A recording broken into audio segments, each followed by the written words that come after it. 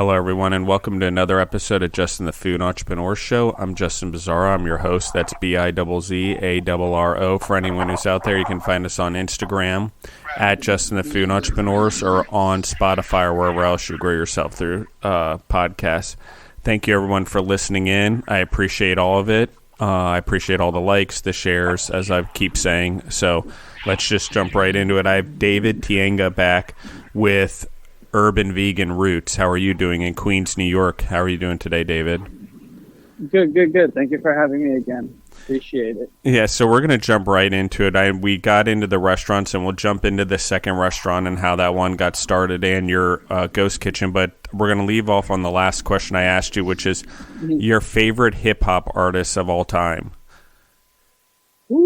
I haven't even, it's crazy how busy we get, because I remember when you asked me the question, I was like, damn, I really got to think about this. And now I'm like, I didn't even really think about it all that much. But off the top of my head, anyone I think from Queens, pretty much, I would say, maybe not a group, but a movement, like the Native Tongues, I would say are people that really influenced me and really the hip hop that I would love the most.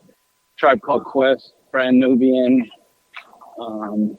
EPMD, J. Rue the Damager. He wasn't part of the Native Tongues, but he was an era Gangstar, 110%. It all depends, I think, on the year, But I would say that Brand Nubian One for All album was a pretty heavy rotation for a long time in my car. And so I would say like that era, those guys really are like the nucleus of what got me interested in hip hop. And I can't believe I forgot them, but honestly, the Beastie Boys, 110%, because when I was a little kid, they were really like came out with License to Ill. I was a kid. I remember having that cassette, and then Paul's Boutique coming out, and nobody felt that album. And then later on, it became a classic. The Dust Brothers produced it, and they also ended up producing Beck years later, winning a Grammy, and they were way ahead of their time. And that album was the reason why sampling actually became a hot topic, because they sampled so many artists. It was like insane. And I would say the Beastie Boys probably influenced me a lot, even in fashion. They were big like fashion icons. They loved sports. Another thing I loved about the Beasties, as well as Gangstar and Tribe Called Quest, was in the lyrics you learned a lot. Remember, we spoke about how education is a big part of what we do at Urban Vegan. And I really think that came a lot from the hip hop that I listened to, because the hip hop that I grew up with was so much about education, right? So you would listen on your headphones and every lyric mattered. Like you literally had to study. You would sit there and you would listen to every word, right? So you were always learning about something. And the Beastie Boys were people that mentioned musicians that they loved, or movies that they liked, or, just weird facts. And I would have to go back and be like, oh, what does that mean? Or, who is that? Who is it that they're talking about? Like I'll give you an example. Like one of the lyrics is, I got more hits than Sarah R.O. And I was like, what the hell is that? And when I went and looked, he was the Japanese hits leader of all time in baseball.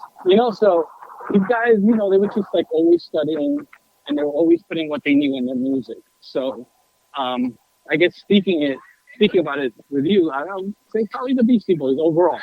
But, heavy rotation, Brand Nubian, Gangstar, I would say. DJ Premier was, he's kind of a god to me in terms of his beats and everything, So like a Primo beat, you know it. You know it as soon as you hear it. And I think he really is indicative of an era of hip hop that I love. Well, and the Lost Boys. Aren't the Lost Boys from Queens also? Lost Boys, of course. Yes. They just, they didn't. The Lost Boys are amazing, and they were super unique.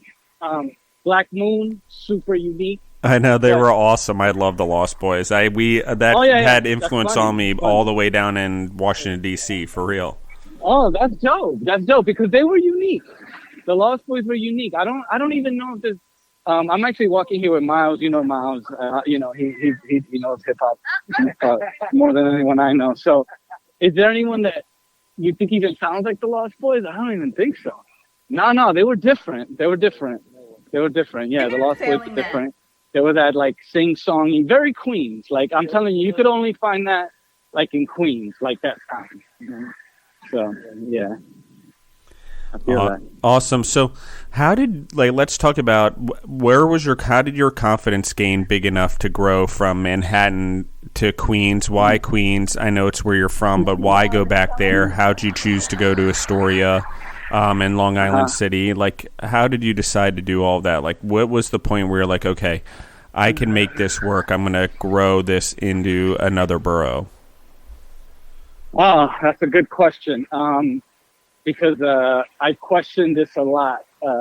It's funny that Miles is walking with me because during this, it actually really worked out because he was with me from day one with this. And he'll tell you, I questioned myself about opening up spot in Queens many, many, many nights. I don't know. I grew up in Queens. I just wanted to go to Queens. I don't think, there's vegan spots in Queens, obviously, but I just feel like what we bring, is kind of a little different, and we wanted to grow the culture in Queens. We spoke about this in the last podcast. Like for us, it's really about culture. It really, really is.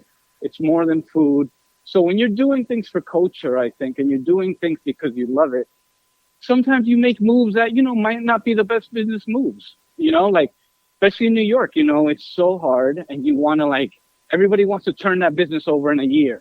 They want to, they want the fast money. But what we're trying to do, it's not like that. Like we really got to grow it. We really got to wait for the right people to come around. We really got to wait for people to even feel it. What drives me a lot is when people go in that I know really understand what I'm trying to do.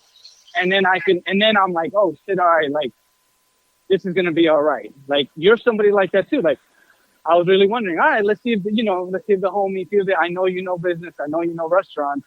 So the fact that you were feeling it, I was like, all right, that gives me confidence to keep going. So once you have confidence and once you have a good time, then more people start feeling it.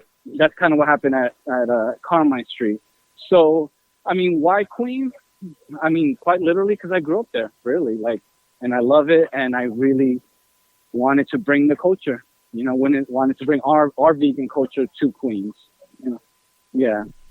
Explain to me, you mentioned basketball and playing basketball in Queens and growing up there. Explain to me that, because I think it's different in New York than anywhere else, how that the basketball courts bring in the neighborhoods and people find purpose there, and anyone can play pickup basically. And yep. So explain all of that a little bit. Let's talk about that basketball culture there, what it was like for you growing up and finding, somewhat of, I don't know, your people there or humans that you could relate to. Yeah, it's so interesting. I don't know what it was about basketball, but as soon as I touched the basketball, I was in love. It was love at first sight. I loved it. And the great thing about pickup basketball in New York City is that you get a shot. No matter what, someone's going to be like, all right, you're in, let's play. But if you mess up that shot, right? If you're especially me, I would be mostly in, these neighborhoods where I was a little brown kid, not too many Latinos were playing back then. I was short, whatever. It was I didn't look like I could play ball. So every time that I was out there in a new park, once people got to know me, it's different, right? But in a new park, it was you have to produce. You have to produce. If you don't produce, forget it. You don't go back there. No one's going to fucking put you on the team. No one cares. Everybody wants to win. They want to run the court. They don't want to get off that court, right? So it was great because it taught me that it doesn't matter what you look like, it doesn't matter what people think you are, what religion you are, it doesn't matter. If you could play ball and you can help people win, they're gonna like you. So I just think that that's kind of what I took in life. And what we do, with the people that work for us and even our customers. Like I said, like you're down and you're on the squad, we good. I don't care what you really believe. I don't think, as long as you're not offending people, as long as you're not obstructing people, then, you're going to be good with us. All we want to do is win. And for us, is a win is giving people this culture. So I think that's what I took mostly from the core. And I was lucky enough that for some reason at that age, I was good. You get to be high school, you get to be college age, these dudes, they get bigger, they get faster, they get stronger. You might not. So it's a different game. But being a kid, I was pretty good, and I could survive, and it kind of gave me a home. It gave me a purpose. I woke up, I knew I was going to the park. I knew I was going to play ball. I was there all day. So, yeah. So when you go to Queens now, you're going back to the roots of where you played basketball, where you loved hip hop. You're now going in, you're setting up a new place. You mentioned it was different here because the other restaurant you sort of inherited, but here you were able to set it up with a blank slate. So right. You picked a location in Long Island City, but you had a blank slate. Explain to me the difference between the locations now. How have you grown this one? What's different about it? Why? Obviously, you called it a different name, but you also mentioned that you have more flexibility, I think is what the word you used. But talk to me about that. Well, I'm not sure if we touched on this the last time. I think we did, but I had a theater company. I was a writer for a while, and I love theater and film, and I was a writer, and, we created shows, and we did movies and TV shows and all that. So I love that creative aspect of life. So, I always wanted to bring that to the restaurants, and I couldn't on Carmine Street because the space wouldn't allow it. So when we started building this space, it was very important to us that we could pretty much shape shift it into whatever we wanted. So we knew events were going to be a big part of this space. So we kind of just left it open almost, like we could move the tables. So we have yoga there. We have somebody right now wants to do like a roller skating event. Like they want to let people go in there and do roller skating.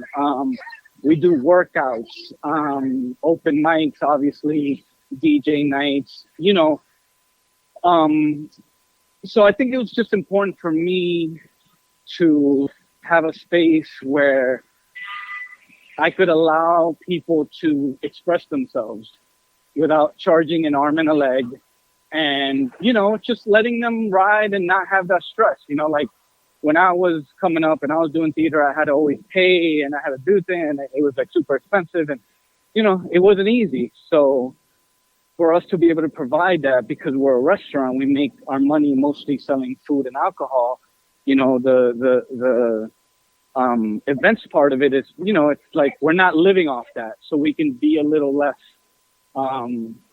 strict on how much money we need to make off of it. So that's always been a part of what we wanted to do there.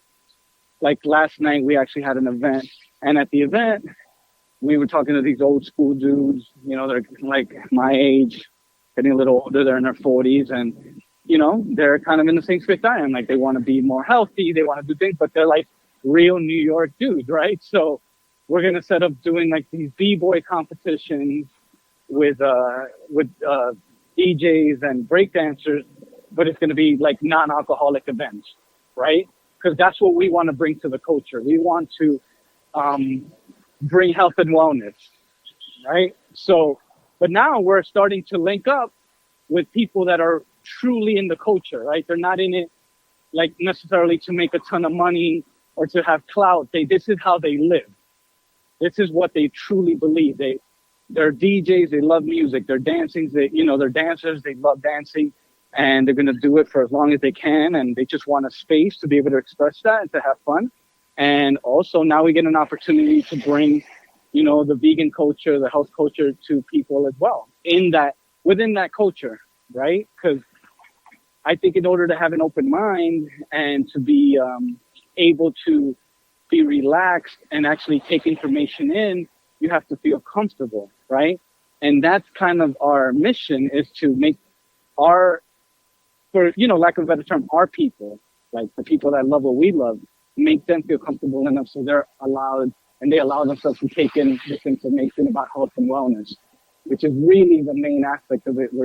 We want to, I don't want to say help, but we want to give information to people so they can, if they want to live longer and they want to live healthier, that maybe they can do that, Well, I think that there's not a lot of spaces out there where people feel at home doing that. And I mean, your setup, talk about the decor. How'd you come up with the decor for the restaurant? How'd you come up with the setup? I know you guys have a stage.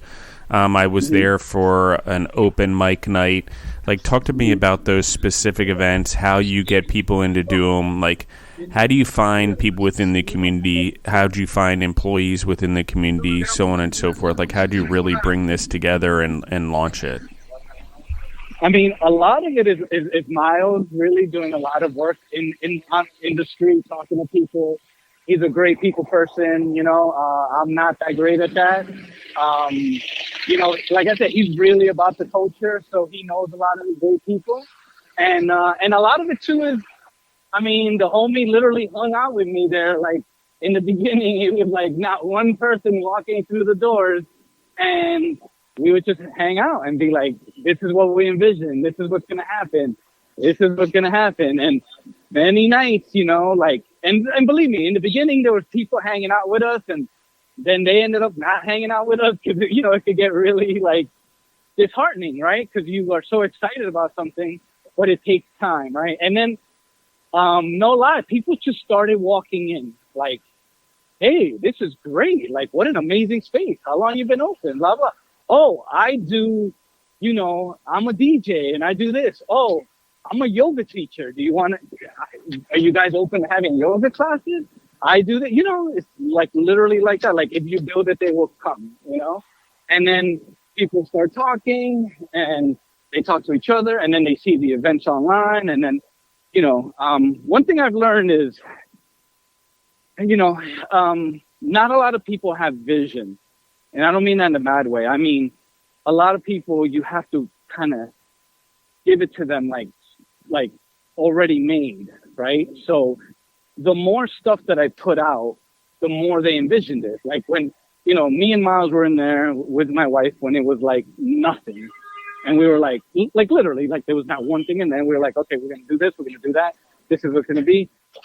But, you could say that to people. They can't really envision it. So once we put the stage up, once we put the mic stands up, once we put the drum kit up, then people started being like, oh, hey, I could do something here. So it took that slow build to really get people to come. And now we're really getting more traction. I would say this month we're starting to really get like more and more events, really exciting. Like, a good friend of mine, he studied with Wim Hof, the breath technique guy. So he's going to come. We're going to put a little like a ice tub in the middle of the space, and we're going to invite people to come and do like a Wim Hof session, which is going to be really amazing. So we're just trying shit. I like people that try stuff. That, like, seriously, Miles laughs at me because he knows I get involved with some crazy people sometimes, but. If somebody's like, yo, I want to like hang from the air, and I'm like, cool, let's go. Like, if you're going to do it, let's do it. People are going to come. Great. Let's do it. So I just think the more of you do that, the more you find your identity, so, yeah. I agree 100%. So the menus differed a little bit from Queens to Manhattan. Was there a reason for that? Yeah, it's because, like I said, like you said, I inherited the space in Manhattan. It's a small kitchen. I got to build a little bit of a bigger kitchen in Queens, so we got to do more. So we're doing pizzas, vegan pizzas there. We're doing, and we also we have a chef in Queens who's super, I would say innovative, but more, he understands our palate. Like, he's as we like to say, he's bougie, right? But he knows flavor. So, he makes it bougie, but he knows our clientele love the flavor. We love to like taste the food and have certain textures. So, we kind of got lucky with him. He's actually a kid from the South. He's from North Carolina. Good kid. So far it's worked. He makes great food. We have these off the menu nights where he gets to do whatever he wants. People come, they do a prefix. We have a DJ. Becomes like a networking event. So, yeah, I think it's just bigger kitchen allows us to do more. It's a really small kitchen on Carmine Street. What are the most popular, what are the most popular items on your menu? Like, what do you see people attracted to the most? Because I think we talked a little bit about trying vegan food and willingness to try that type of stuff, and get the lifestyle and what it means and the diversity of food that actually exists in it. So I think it's important that we talk about what are your most popular items on both menus, the one in the city mm-hmm. and the one in Queens. The one in the city is the chicken and waffles, which is, like the chicken and waffles, but it's chicken on chicken. It's seitan chicken. It's by far the one that everybody talks about the most. It was the last thing, no lie, it was the last thing the original chef put on the menu. He was like, the last day, he was like, I want to do these chicken and waffles. I had never had chicken and waffles, in my life. I was like, but like I told you the last time, I let people ride. If you're an artist, I let you ride. I don't care, let the people speak. If the people are like, nah, this sucks, I'm going to be like, all right, take it off the menu. But if you want to do it, let's do it, right? So he did it. He put it on. And from day one, it was like people just loved it. They loved the chicken and waffles. I don't know what it is. After that, they became so popular. I saw other vegan restaurants, doing it. But for some reason, it's like ours are the ones that people really love. And that's really sustained us so much. The mac and cheese, people love the mac and cheese, the Korean barbecue wings, what else? The BLT. We do just the burger. We make our own burger. Actually, the first year that we were open, we won Best Burger, Best Vegan Burger in the city, but voted by meat eaters. So there's this big burger group, they vote for the best burger in the city every year. And then the one year they did let's just do the best vegan burger, and these dudes, they don't they're they hate vegan stuff. That's pretty cool, actually. Yeah, and they voted us number one. They like our burger the most because we make our own burger. A lot of people don't understand. A lot of vegan spots, they don't make their own burger. 'Cause it's not easy. But for us, we we want to make our own burger. So I think that they appreciated that we actually make it, right? So these dudes are like, look, if I'm not gonna eat meat, I want to eat something that's homemade. I don't want to have a synthetic substitute. So that's what we try to provide. What do you think I guess actually, before I get in that question, what brought on the idea to then expand it in the Bronx into a ghost kitchen? You talked a little bit about it before, but I mean, how do you then expand this concept? Why do a ghost kitchen? Why not another brick and mortar like you have in Queens or in Manhattan? So why the transition? And are there going to be more ghost kitchens or more brick and mortars? It's funny. I was just literally 2 minutes before we spoke, I was talking to Miles about this because, I think that, it's very simple. It's just economics. Opening up a ghost kitchen is probably anywhere from a fifth to a tenth of the price of opening up a brick and mortar. You can't even compare it. It's insane how much cheaper it is, and also to run it. The only issue I would tell people that are thinking about this is, if you're not known, we already had a brand name. People already knew us in New York City, right? So when we thought about the Bronx, we're like, damn, we don't really have the manpower to open up a brick and mortar, because it takes a lot of work. You need a lot of good people. You need people you can trust. It's a monster, right? The ghost kitchens, they do a lot of the work for you, and you don't need a lot of workers there. You need like these back of house guys that can cook, that are solid, that are,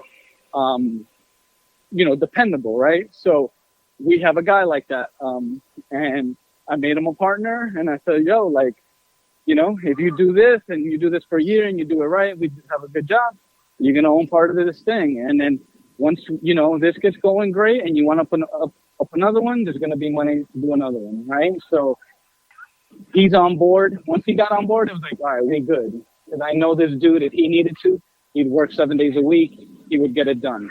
That's very, very important. When you open up a brick and mortar, I mean, you need like 5-6 people like that. And then these days, like, that's not easy. It's not easy to do, right? So that was the reason why we did the ghost kitchen. Why? Because, as a businessman, I guess now I'm a businessman. you always want to grow, like you don't want to stay still. You want to grow. You got to be smart about how you grow. And this is a really smart way for restaurants to grow. Like I said, especially if you already have a name. We had a little name. The Ghost Kitchen started out very well, better than we expected. So we feel like we have a really good formula. Our food is also really good to-go food. You're talking about burgers, you're talking about waffles, you're talking about tacos, you're talking about pizza. It's really, really made for to-go, right? So those were all like reasons why we went with Ghost Kitchen. I would love to open up more brick and mortars. I was just talking to Miles, like people are always telling me to go uptown, go to Harlem. That would be an amazing spot. I mean, you want to talk about the culture? I mean, that is the culture. You got the Latinos on one corner. You got the black people on the other corner. You got, the Jewish people right around the corner. You got, you got everyone. I mean, Harlem is it. Uptown is it. That is culture. We would do really well there. We just need to find the right people to team up with, people that are serious, people that really understand, what it takes to run a restaurant. I wouldn't make it as big as, Queens. I'd keep it, probably like 20, 25 seats, and have like a little jazz spot, I think I'm always going to want to do like some type of performance stage thing, but it doesn't have to be big. What's your favorite part about this so far? Like having the Ghost Kitchen, what have you seen growth there? What's the success been like? What's it like to deal with nothing but basically delivery drivers? I mean, talk about that a little bit. Oh no, it's been great. I can't front. It's been great, but it's mostly been great because we've been able to pay bills from the beginning, and that's like really unheard of. And I've never dealt with a Ghost Kitchen, and it was great. Like they do the garbage for you. They set everything up. And also they're partners, right? So they take a small percentage of what you make, but they do a lot.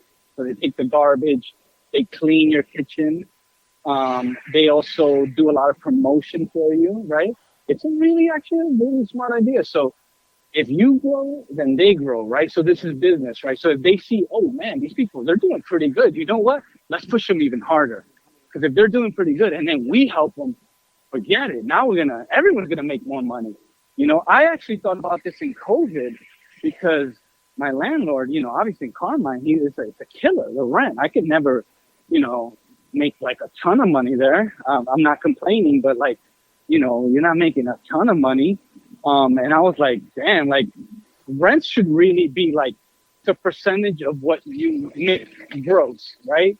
Like that's really, I feel like, right. I kind of like housing, like, so, but they would have to be stipulations. Like you have to be open 7 days a week. You have to be open this many hours. You have to, because if one bad week, if it rains for a week and you're barely making it, like you're done. Like it's on you. Everything is on you.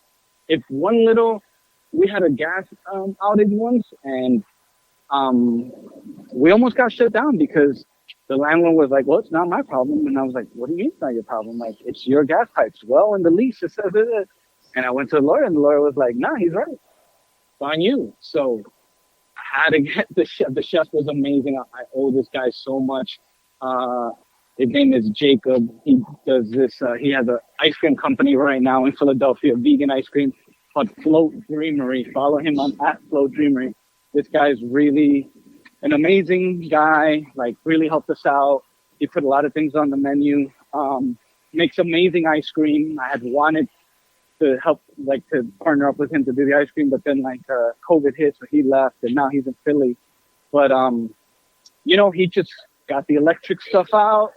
Said, "All right, this is what we're gonna do, and we're gonna do half the menu, and we're gonna do it like this." And him and Dembo, who's the guy that I've been talking about, the African guy who works up in the Bronx, who's now a partner.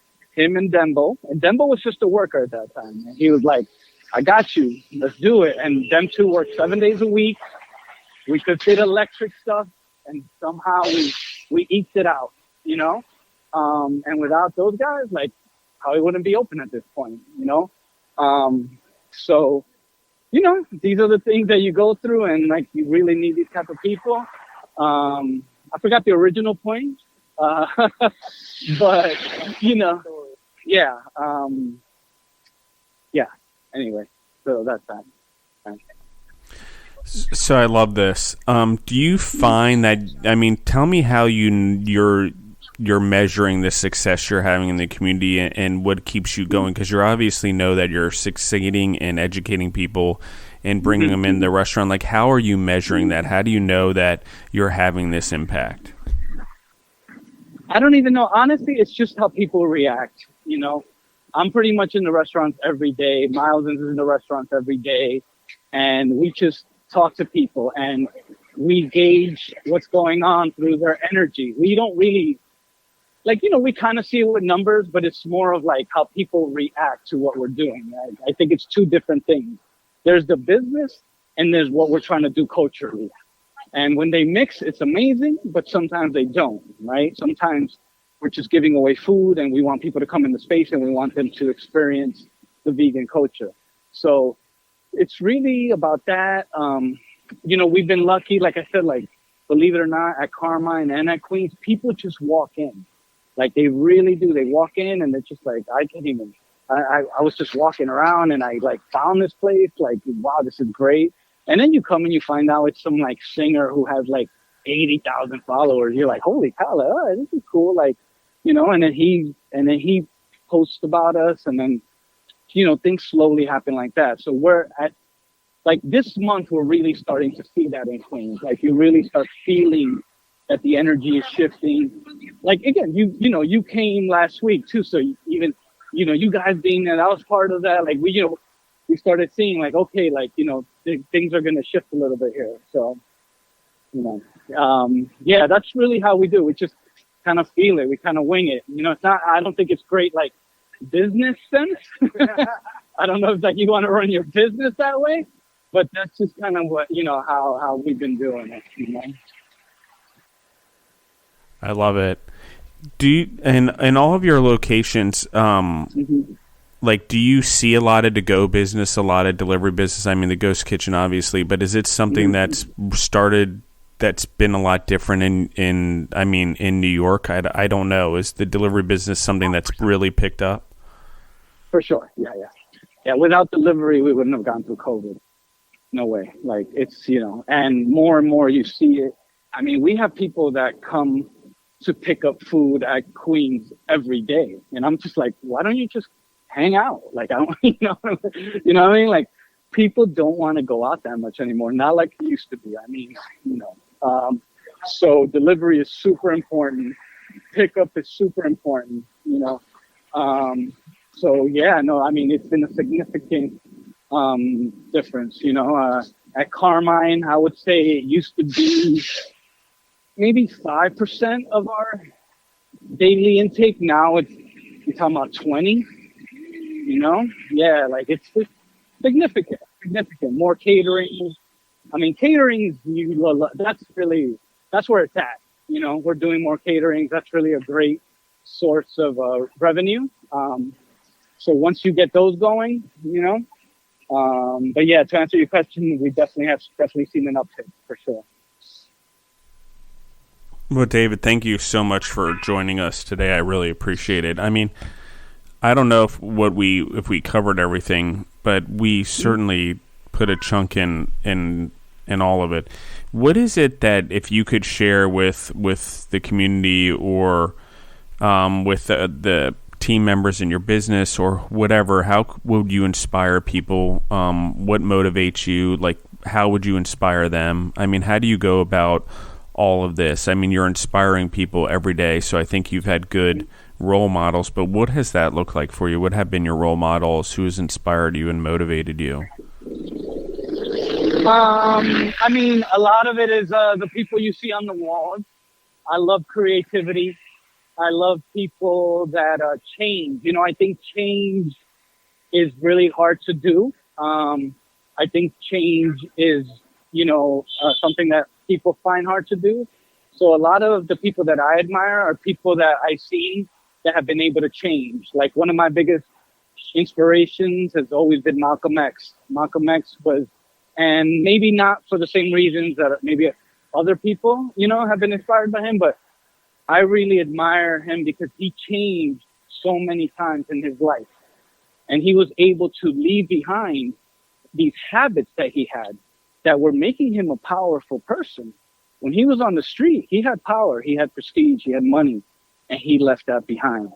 And he became, a Muslim, and he became an activist, and he was super powerful, and then he was changing again. Right before he was killed, he was changing again for a third time, right? So for somebody like that to give up these things that brought him so much prestige and power, and to be able to say, nah, what really matters is my integrity, and this is who I am now, and I'm willing to, die for who I am at this moment. That is super inspiring. And that's kind of what I feel like our vegan coach is trying to do, is trying to give people a reason to change and to say, hey, you know what? I know I've been doing this for so long. I know it brings me comfort. I know it brings me joy, but I'm a better person if I make this change. And I know it's hard, but I'm going to do it anyway, So that's kind of, I feel like, what we try to do. Like I said, my team is very small, but we all really believe in the same thing. And I think that that's what pushes us forward. And that's what we're going to continue to do. And we're actually, we're trying to make a business out of it, so, we'll see how that goes. But so far it's been good. It's been a lot of fun. It's kind of like the way that I want to live. And we're finding a lot of people, especially now, are really starting to kind of want to live in that way as well. And they're seeing that they need to change something in order to move forward in a healthier way. It's more important than ever as we see it. So, I would say that's what it is. I love a lot of sports people. I love Mike Tyson. Again, he's another one. Mike Tyson has changed many times in his life. Like, he's gone through a lot, and he just continues to grow. He continues to educate himself. He continues to practice what he preaches. Maybe sometimes it's not the healthiest thing that he's doing, but he's going 100%. So eventually he will get there because he wants to, right? So, and I admire anyone who trains hard, gets up at 5 a.m. for no reason other than, hey, I want to better myself, So those are the people that really inspire me. And that's really what you need to do if you want to own your own business and be your own boss. It's like, no one's going to do it for you. You got to get yourself up. You got to do it. And, so that's what I think. And it definitely sucks sometimes, but at the end of the day, I think the reward is the people you impact. Of course. Yeah, for sure. So I appreciate your time, David. I'm really going to love having you back on in a few months. We can talk more about this. I'm sure I'll have more questions. Thank you for the honesty and taking the time. And again, for the hospitality. I loved eating at Urban Vegan Roots. Both times I had 2 chicken sandwiches and I did the burger. I loved all of them. The chicken sandwich obviously stuck out to me for some reason. I really enjoyed it. So I will be back for that. Thank you. So thank you guys for everyone listening in. Will you tell us, David, where they can find you guys online, where your addresses are, and how they can order food from you guys? Yeah, well, we're all Carmine. We have 3 locations. One is at 41 Carmine Street in the West Village, New York City. The other one is at 34-47 31st Street in Astoria. And the Bronx is 2368 Hoffman Street.